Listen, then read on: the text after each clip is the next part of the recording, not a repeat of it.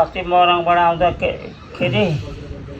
इटरीको केटी 4 जना मसुरमा मजा चढ्यो त्यो थानादेखि मन्त्री उत्रियो बोसोको लाएर कति हो रेस्टुरेन्टमा पस्यो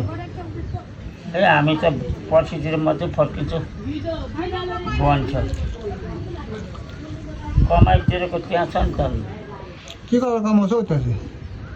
भइहाल्छ नि कमाइ अब जो पैसा जो छ त्यसको पछि लाग्छ नि त